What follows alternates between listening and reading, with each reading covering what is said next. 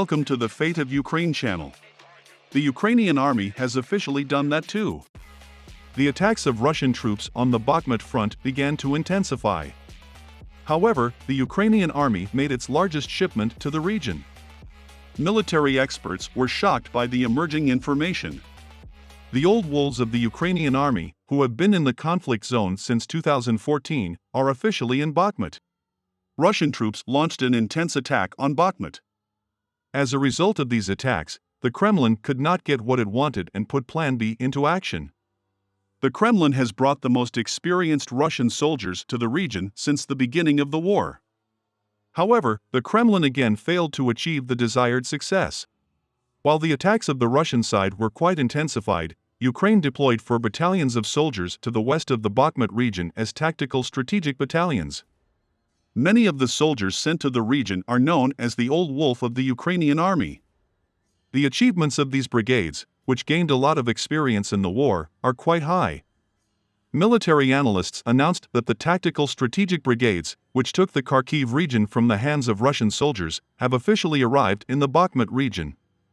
The duties of the brigades, which were sent to the region with a large number of armored vehicles, are not yet known. Local sources shared some information about the brigade, whose names were not fully disclosed. The sources stated that almost the majority of the brigade consists of Ukraine's most experienced soldiers, and the remaining members of the brigade are made up of foreign soldiers. A military analyst stated that the Russian side had a difficult job and that war dogs came to the war zone. A move that will radically change the fate of the war. United States, which changed the fate of the war with the HIMARS, this time gives Ukraine a new weapon that doubles the attack distance. The weapon, whose short name is GLSDB, received a nuclear war response from Moscow. The bill paid to Russia by Vladimir Putin, who got stuck in the swamp in Ukraine, is getting heavier. On the 345th day of the war, 200,000 Russian soldiers lost their lives or were injured, Ukrainian sources explain. At the moment, the most fierce battles of the war took place at Bakhmut and Soledar, while Russian casualties increased significantly. Russian troops have been trying for months to seize the key city of Bakhmut in the Donbass, but they have not yet been able to break through the defense line of Ukraine. Some military officials say that after the partial mobilization in September 2022, soldiers sent into battle after a few weeks of training were driven to the very front of the front. Hundreds of soldiers were lost every day on the Eastern Front, where the war had reached a dead end, and nearly 200,000 Russian soldiers were disabled. This number is double the 100,000 figure that U.S. Joint Chiefs of Staff Mark Milley voiced a few months ago. The Institute of War Studies, which closely monitors the war with only 20 days left to complete a year, states that Putin, who lost 200,000 soldiers in such a short time, could declare a new mobilization. The Institute for War Studies also noted that the Russian military plans to incorporate pro-Russian militias in the east, which have been fighting against the Ukrainian army since 2014. Ukrainian leader Volodymyr Zelensky says the Russian offensive, which is expected to begin in the spring, has already begun. The USA, which has sent approximately $30 billion of weapons to Ukraine, has announced a new package of $2.2 billion. Washington's delivery of the multiple rocket launcher system HIMARS to Ukraine last summer changed the course of the war. Ukrainian troops, who stopped the Russian army, then hit the positions behind the front with HIMARS missiles, whose range reached 80 kilometers. In the counteroffensive that started in August, the HIMARS played a key role, especially in the liberation of Kharkiv and Kherson.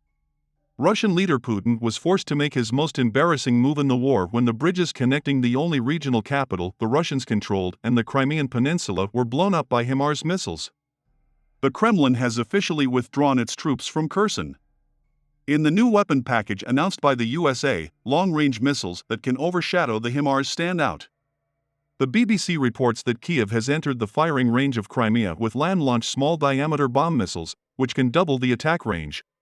GLSDB, which has a range of up to 150 kilometers, can fire small-scale and precision-guided bombs at targets far from the ground. Bloomberg underlined that the USA has sent a GLSDB-like weapon abroad for the first time. If Kiev uses next-generation missiles, it could also hit Russian supply lines in the east. Also, Washington's new weapons package, which has recently announced that it will ship Abrams tanks to Ukraine, includes additional HIMARS missiles and Javelin anti-aircraft guns. Ukrainian Defense Minister Alexei Reznikov stated that they are ready to guarantee that if their allies deliver long-range missiles to Ukraine, they will not attack Russia's territory with these weapons. The first reaction came from Moscow to the new weapon of the USA, which has a range of 150 kilometers. Dmitry Medvedev, deputy chairman of the Security Council, who has made the most violent exits from Russia since the beginning of the war, said that they will use nuclear weapons in case of an attack on Crimea or Donbass. Emphasizing that the new weapons will trigger more Russian retaliation, Medvedev threatened, all of Ukraine will be shot. Former Russian President Dmitry Medvedev, one of the closest people to Vladimir Putin, has threatened Western countries with nuclear war many times before. European countries, France and Italy, are putting the SAMP-T air defense system on the field against Russia. France announced the completion of talks with Italy and the United States on Friday. In addition to ballistic and cruise missiles, the SAMP-T system, which can hit warplanes from 100 kilometers, was developed in the early 2000s. In the following years, it was modernized to be able to shoot unmanned aerial vehicles.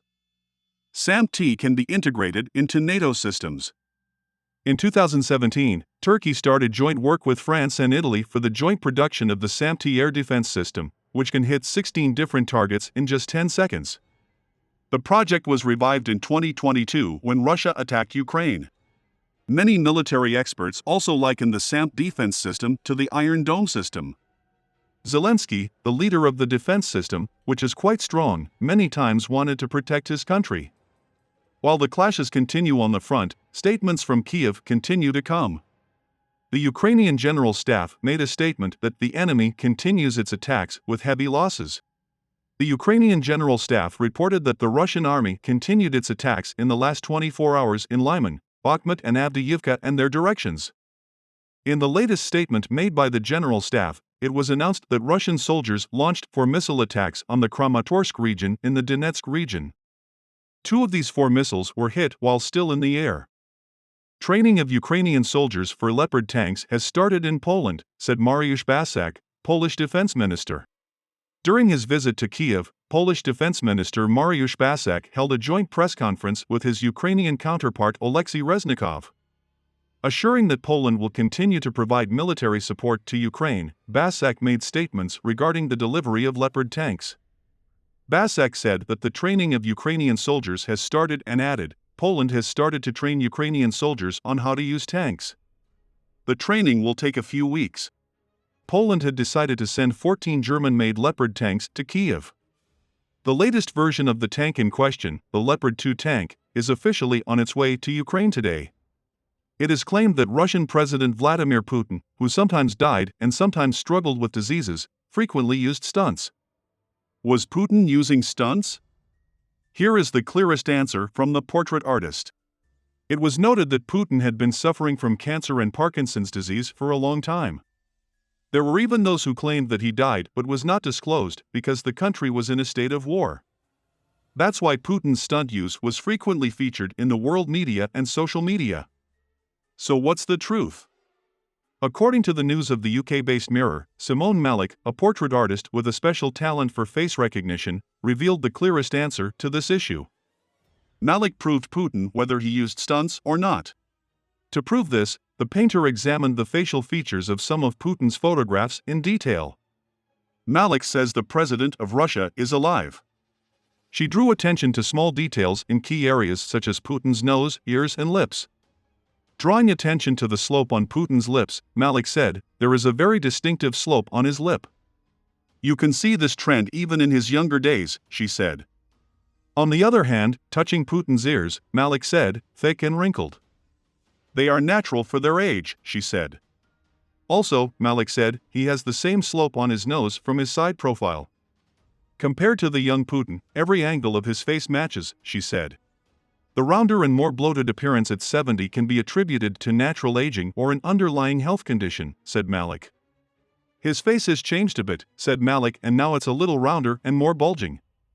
But this is a sign of an underlying health problem, she said. This is how it turned out that Putin is officially sick.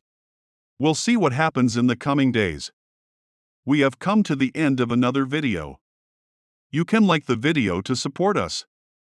By subscribing, you can easily follow new videos. I wish you all happy days. See you.